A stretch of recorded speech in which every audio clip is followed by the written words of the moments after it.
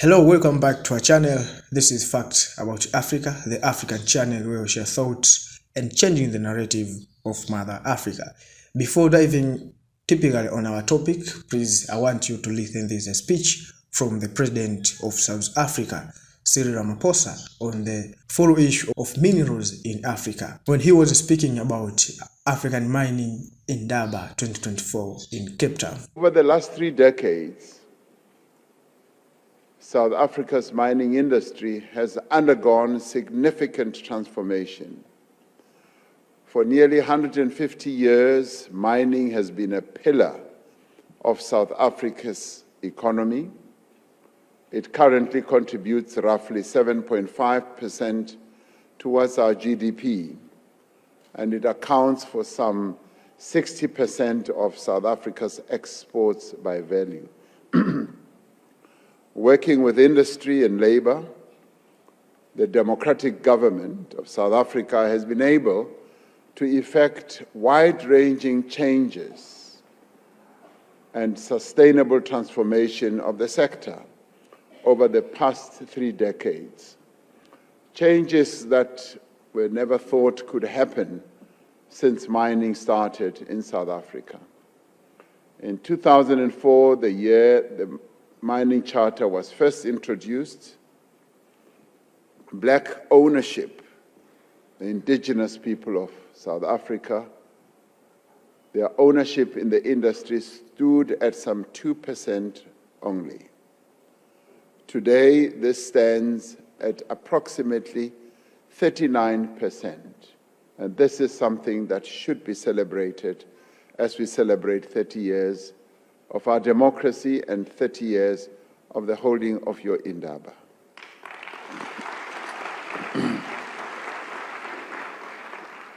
During apartheid, the mining industry was notorious for labor exploitation, paying what we used to call slave wages.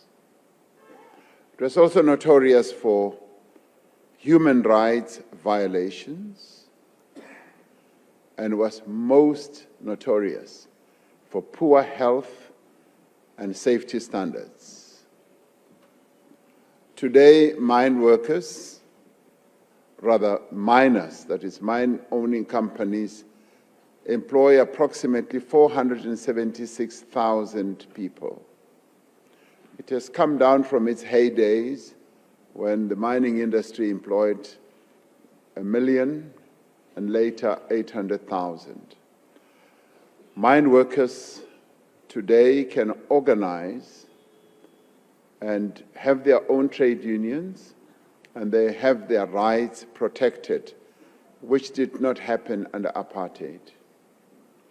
A legal regime confers responsibility on mining companies to work with communities where they mine, to develop economic plans in the areas where they extract their minerals, with a view of promoting development in the areas where communities live. There are also a number of employee share ownership schemes through which mine workers' participation in mining companies is being promoted. We are all acutely aware that we face strong headwinds and a number of persistent challenges are impeding mining performance. Globally, commodity prices are volatile, high energy prices, the geopolitical tensions that continue to prevail around the world continue to cause enormous challenges, and the global cost of living crisis is also playing a significant role in dampening the business operating environment.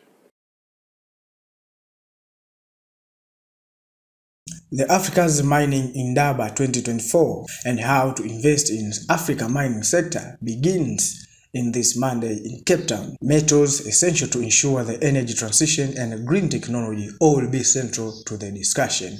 According to the International Energy Agency, IEA, lithium, cobalt, and other key mineral demand could increase sixfold within 20 years. Despite a decline in recent years in investment for exploration on the continent, experts remain confident the trend will reverse given the appetite for minerals essential to the energy transition. All players in the sector are now highlighting their ESG, environmental, social, and governance criteria, the cornerstone of Africa mining development in good condition.